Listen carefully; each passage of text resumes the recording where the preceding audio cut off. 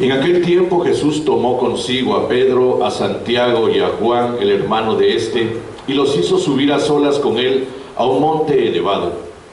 Ahí se transfiguró en su presencia. Su rostro se puso resplandeciente como el sol, y sus vestiduras se volvieron blancas como la nieve. De pronto aparecieron ante ellos Moisés y Elías, conversando con Jesús. Entonces Pedro le dijo a Jesús: Señor, qué bueno sería quedarnos aquí.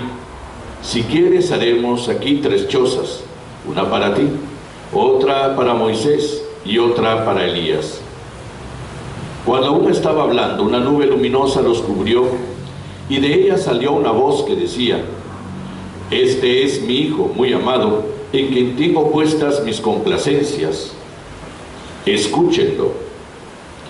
Al oír esto, los discípulos cayeron rostro en tierra, llenos de un gran temor.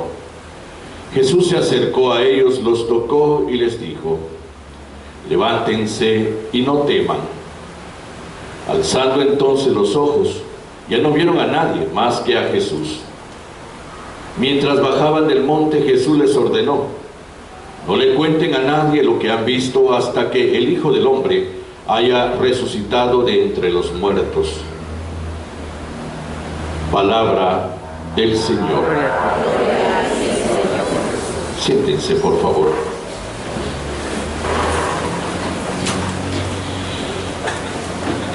El evento de la transfiguración viene narrado al menos 3 veces durante el año litúrgico. Uno en el tiempo de Cuaresma, el otro en la liturgia que transcurre en el tiempo ordinario, porque toca leer y proclamar este trozo. Y hoy, pues, porque es su fiesta, la fiesta de la transfiguración. Bien, Jesús se transfigura, es decir, se muestra en su divinidad delante de sus discípulos. Y ahí precisamente como entonces el evangelista lo narra poniendo frases bastante poéticas, metafóricas, ¿no? Su rostro se puso resplandeciente como el sol, la Shekinah, ¿no? Ese brillar de Dios que solo Él tiene. Y sus vestiduras se volvieron blancas como la nieve. Es decir, se ha transformado, ha sido distinto a nosotros. Tiene una figura extraordinariamente nueva, distinta, nueva, distinta. Y precisamente ahí es donde fijamos nuestra atención el día de hoy. Lo nuevo, ¿no? Lo nuevo. Pero para construir lo nuevo hay que dejar lo viejo. Y ahí precisamente aquello que en realidad viene a ser para nosotros no solo una llamada, una invitación de parte de Dios, sino también viene a ser un reto, un desafío a nosotros. Jesús en su transfiguración muestra también al ser humano en su futuro. Nosotros en un futuro. Pero un futuro gratis, no. Un futuro que se construye. ¿Desde dónde se construye? Se construye desde precisamente aquello que oyen los discípulos desde la voz de Dios. Escúchenlo. Este es el Hijo amado. El Hijo amado, que es Jesús, nos hace hijos amados a nosotros por el bautismo. Para llegar a ser precisamente como el Hijo amado, nosotros ya, hijos amados, tenemos que abrir nuestro corazón, nuestra mente a la palabra. Es lo que prácticamente hemos venido meditando en las figuras de las parábolas sobre el reino de los cielos, el sembrador, la semilla, etcétera, ¿no? Es decir, esa palabra que tiene que ser descubierta como palabra de vida, pero también palabra que provoca, palabra que empuja siempre a una novedad. Por eso, para llegar ahí, también nosotros ya sabemos cómo hacerlo. Se lo dijo el mismo Jesús a Tomás, cuando aparece cuando está en las vísperas de su pasión, en la última cena. Para llegar ahí, ustedes ya saben el camino, Para llegar a donde yo voy, ustedes ya saben el camino. Para ser como yo soy, ustedes ya saben el camino. ¿Cuál es el camino, Señor? Escúchenme, escúchenme. Ahí está la clave de la escucha, que se transforma después en vivir lo que se escucha. Está precisamente la forma de llegar allá. Por eso este camino no tolera conformismos, no tolera zonas de confort, no tolera acostumbramientos, estancamientos, no los tolera. Es lo que precisamente hace que Pedro se quede callado a mitad de lo que está diciendo, porque Dios lo interrumpe, porque él se siente de lo mejor ahí, ¿no? se siente de lo mejor. Hagamos 3 chozas, una para Moisés, otra para Elías, otra para ti. Quedémonos aquí, qué bien estamos aquí, ¿no? Ese qué bien estamos aquí, habría que estudiarlo. ¿Estás bien aquí, de verdad? ¿O te has conformado en un comodismo? ¿Te has conformado en una forma de ser? ¿Te has conformado en un estar estancado que al final, pues, no te fastidia mayor cosa, pero tampoco te hace crecer nunca, ¿eh? Es que nuestro tiempo es un tiempo de estancamiento, ¿eh? ¿Por qué? Porque para nosotros es más fácil ubicarnos en el plano de las ofertas y las demandas de productos desde los cuales nosotros nos sentimos conformes y estancados, porque hacemos lo que otros hacen, vemos lo que otros ven, escuchamos lo que otros escuchan, ¿no? Estamos en una realidad en donde la tendencia es precisamente nuestra regla de vida, y la tendencia del día como regla de vida también nos impide ser distintos, porque no queremos darnos color de gente rara, no queremos darnos color de gente distinta, ¿no? Hay que estar con los demás en la masa y ahí estancados, estancados, ¿no? ¿A dónde nos va a llevar esto? ¿Nos llevará de verdad a una satisfacción de vida? O tarde o temprano nos toparemos con el drama del vacío, con el drama de la improductividad, con el drama de la mediocridad asumida, asumida tristemente como una realidad que no pude cambiar. Por eso Dios calla a mitad a Pedro en su estupidez. Pobrecito, ¿no? Quedémonos aquí, aquí estamos tranquilos, estamos de lo mejor, ¿no? Aquí estamos cool. No, escuchen al Hijo, porque si escuchamos al Hijo, claro que nos va a provocar. El que escucha al Hijo abiertamente y con toda disponibilidad se topa con un desafío que no le permite estancarse, que no le permite estancarse. Esto me lleva a lo que sucedió esta semana, ¿no? Las famosas vallas que aparecieron donde decía: sin Dios y sin religión tú puedes ser bueno, ¿no? Tú puedes ser bueno, ¿no? ¿Qué reacción tuvimos? La reacción del estancado, ¿eh? La reacción del estancado. ¿Qué reacción nos hizo hacer? Rasgarse las vestiduras de escándalo. ¿Cómo es posible que en Guatemala se pongan esas vallas, ¿no? Donde sin Dios y sin religión tú puedes ser una persona buena. Y entonces los buenos, ¿no?, nos rasgamos las vestiduras, ¿no? Nos escandalizamos, ¿no? Y nos pusimos por medio de los chats a criticar esas cosas. Y muchos ponían, porque no recibo muchos chats, ¿no?, recemos más. ¿Será esa la actitud? Hay que orar más. ¿Será esa la actitud? No es una actitud, una respuesta estancada a eso.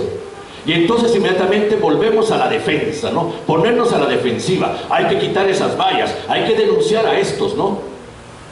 Más bien, ¿no sería una provocación para que descubriéramos si de verdad nosotros, los buenos, porque somos los que escuchamos a Dios, nosotros los que deberíamos de ser buenos porque nos llamamos cristianos, nosotros los que deberíamos de ser buenos porque sabemos hacia dónde vamos por la bondad?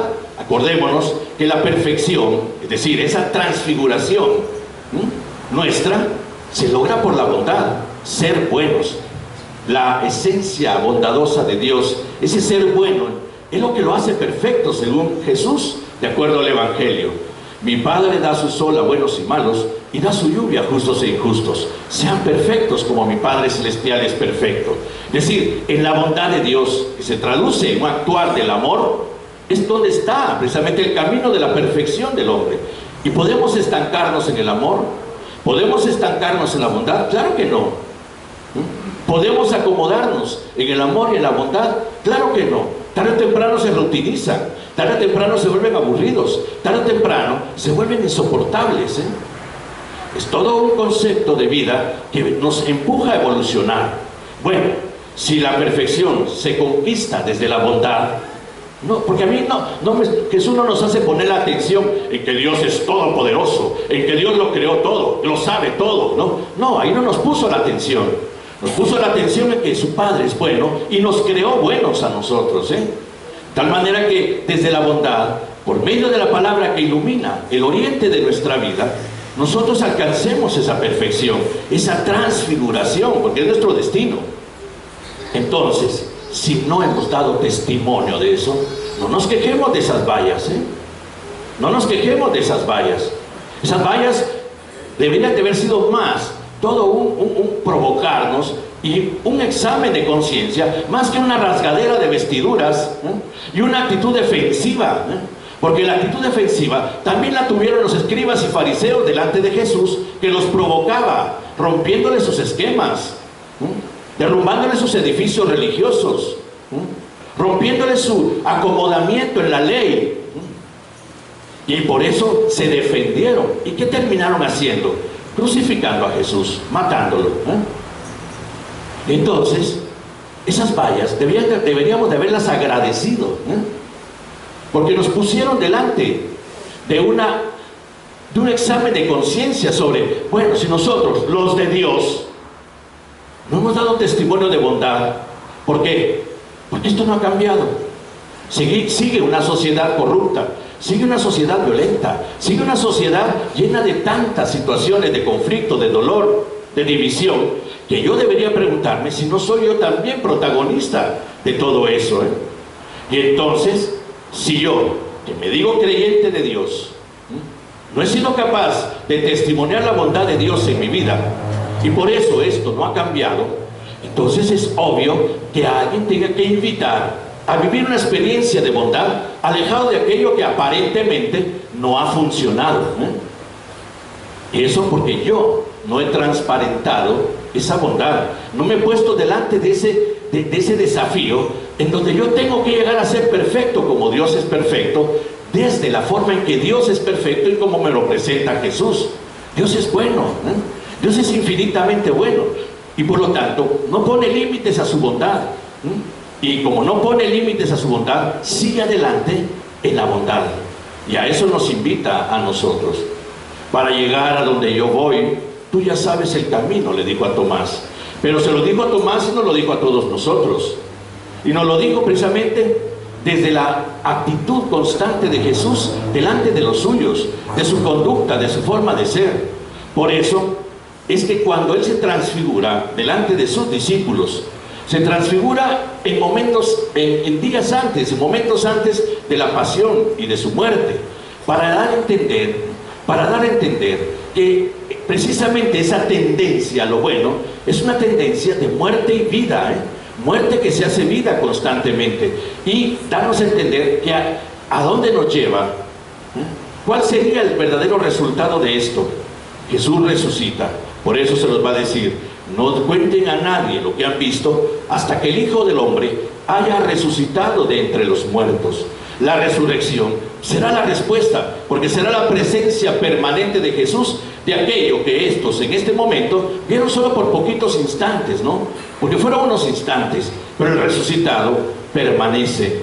Y entonces entenderán desde la misma transfiguración de Jesús que la llamada al ser humano es una llamada a su transfiguración por lo perfecto, a ir más allá de lo que ahora es, a no estancarse, a no conformarse, al menos el cristiano. Y el cristiano se esforzará día a día en ir construyendo en sí mismo esa imagen perfecta de Jesús, porque ese es el desafío de todo cristiano. Pero si respondemos a las provocaciones desde esa forma apologética, es la palabreja que se utilizaría, defensiva, en donde hay que rezar más y hay que demostrar por nuestros rezos y nuestras devociones que no es así, etcétera, etcétera. Miren, personas, ¿cuánta gente reza y no ha cambiado? ¿Cuánta gente tiene infinidad de devociones y no deja de ser lo que es? Y entonces, ¿será de verdad la respuesta a las devociones y los rezos? No quiere decir que esté quitándole el poder a la oración, pero es que la oración funciona cuando Jesús nos ha dicho: busquen primero el reino de Dios y su justicia, lo demás se les dará por añadidura. Entonces, la oración verdadera funciona desde ese esfuerzo diario de vivir la experiencia cristiana en toda su provocación, en todo su reto, en todo su desafío. Entonces la oración va a tener sentido, porque es la forma de ir descubriendo que en aquello que yo construyo día a día, aún descubriendo mis límites, cuento con ese Padre bueno que está conmigo y me llevará también a concluir mi obra. Entonces ahí tiene sentido la oración, pero no para hacerla un arma de defensa delante de las blasfemias, porque ni siquiera fue blasfemo, Yo entendí la cosa desde la misma explicación del que la puso. Es incluyente, no está excluyendo a nadie. No está diciendo que precisamente Dios y la religión no funcionan, no. Pero si alguien no la quiere tener, puede ser bueno. ¿Por qué no? Si ha sido creado a imagen de Dios. Si Dios ha sembrado la bondad en su corazón. Si la semilla de Dios está en el corazón de todo ser viviente, sobre todo del hombre, y el ser humano que tiene la semilla de Dios y la hace fructificar por la verdad, se vuelve bueno, aunque tal vez ni siquiera crea en Dios. Yo mismo tuve una experiencia bastante trastornante para mí como sacerdote, de un muchacho ateo que hacía mejores cosas que las que yo hacía. Hasta finalmente enteré que era ateo. ¿Puedo decir que Dios no lo quiere? Al contrario, Dios lo amará muchísimo y lo seguirá amando mucho. Era un patojo que había crecido obviamente en la Alemania del Este, antes de que se derrumbara el muro, ¿no? Y entonces su educación fue una educación atea, pero era bueno, una bondad que a mí me trastornó. Yo lo conocí precisamente estudiando en Europa, y ahí fue donde yo descubrí, de verdad, me confirmó lo que ya el Vaticano II había dicho sobre este mundo de cristianos anónimos, que son cristianos no por confesión, sino por actitudes, porque son buenos, son gente que acogiendo la verdad, vive la verdad, y a veces muchísimo mejor que los que decimos ser cristianos. Entonces, ¿por qué escandalizarnos? Pero sin embargo nos pone delante de la exigencia de un testimonio. De verdad, entonces, si se llega a poner una valla como estas, ¿qué es lo que hemos hecho los cristianos que provocamos esa valla? Porque esa valla ahora provocó reacciones, como vuelvo a repetir, de ofensa, de rasgadura de vestiduras, ¿no? de apologética, ¿no? Una apología sobre las verdades de Dios y qué sé yo, ¿no? Pero ¿no será esa la verdadera reacción? O descubrir en esas vallas que nosotros estamos llamados a transfigurarnos en Cristo. Para transfigurarnos en Cristo, escuchamos a Cristo. Y para escuchar a Cristo, obedecemos a Cristo. Y para obedecer a Cristo, obedecemos como Cristo ha obedecido al Padre. ¿Y cómo ha obedecido Cristo al Padre? Siendo bueno, aquel que pasó haciendo el bien y curando a los oprimidos por el mal. Esa es la forma en que el Evangelio presenta a Jesús en sus actitudes, en su conducta. Aquel que nos invita a amar sin poner límites. Aquel que nos pone delante de la figura del prójimo para servirlo, sin poner distinciones de ninguna clase. Aquel que nos hace cambiar la vida, nos la hace cambiar todos los días, no solo hoy, no solo mañana, no solo cuando salí de un retiro, no solo cuando le hice promesas porque me hizo un favor, no, siempre, todos los días. Porque podemos correr el riesgo de entrar en una zona de confort religiosa, conformista, y decir como Pedro, aquí nos quedamos, aquí se siente lo más bonito, ¿no? Y Jesús, que interrumpe a Pedro, lo pone delante de una actitud. No, Pedro, hay que seguir adelante. La escucha del Hijo te va a provocar, no hay que estancarse. Pero hay algo que también tenemos que tener en cuenta. Cuando uno estaba hablando, una nube luminosa los cubrió, y de ella salió una voz que decía: este es mi Hijo muy amado, en quien tengo puestas mis complacencias, escúchenlo. Al oír esto, los discípulos cayeron rostro en tierra, llenos de un gran temor. El temor que nos da muchas veces las exigencias de nuestra fe, el temor que nos da muchas veces el recorrido de Jesús al que seguimos, Nos da temor, claro que sí, es radical, es exigente. Se traduce en una palabra muy sencilla: amar, el amor. Pero el amor tiene consecuencias radicales. El amor se convierte en una ética de vida. El amor se convierte en mi actitud de todos los días, en lo que hago. No solo en mis rezos, y no solo en el círculo predilecto, sino me pone delante de la responsabilidad de cristiano de todos los días en medio del mundo, en lo que hago, en mis relaciones humanas, en la forma en que ejerzo mi profesión. Es una ética de vida de todos los días y muy radical. Y por lo tanto, eso nos atemoriza, porque a veces nos sentimos incapaces, impotentes, y nos dejamos llevar por tendencias que parecen mejores, más fáciles y no tan exigentes. Pero aquí está la mano de Jesús: levántense y no teman. Ese no teman, levántate, no temas, se lo está diciendo a ellos y a nosotros. Claro, nos atemoriza seguirte, Jesús, porque a veces eres muy exigente, eres muy radical, pero no temas, no temas, voy a estar contigo todos los días. La promesa del Espíritu es para eso, Esa es la promesa del Espíritu, que nosotros nos sintamos acompañados, fortalecidos, motivados a vivir esa experiencia de la palabra todos los días, que nos hace evolucionar hacia lo perfecto. No estamos solos nunca. Él mismo lo va a decir: sin mí no vas a poder. Por eso voy a estar contigo todos los días hasta el final. No hay que tener miedo, pues. Hay que tirarse al agua, porque entonces nosotros, los que nos decimos creyentes, tenemos que transparentarlo en una realidad desde la cual el mundo quiere vernos como los que somos de verdad, y no señalarnos como farsantes o hipócritas, porque tristemente esa es la constante en muchos que ven desde fuera el cristianismo. Pues bien, también nosotros estamos llamados, no solo invitados, sino también empujados hacia la transfiguración. Es nuestra meta, es la ilusión de la vida, por ser precisamente ese ser perfecto creado por Dios a su imagen y semejanza, manifestado en Jesús, que es verdadero hombre también, y nos dice a nosotros que eso es posible. A donde yo voy, ustedes saben llegar, porque saben el camino, Pues bien, lo sabemos, claro que lo sabemos. Entonces, no nos sintamos amenazados por Dios. El provocarnos está ligado a su infinito amor, que quiere que de verdad construyamos en nosotros el ser verdaderos hijos suyos.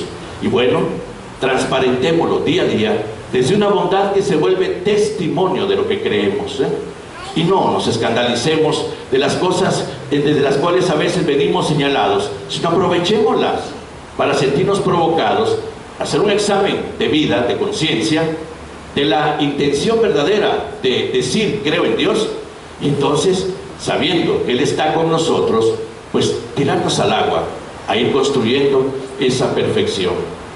Vamos a confirmar nuestra fe.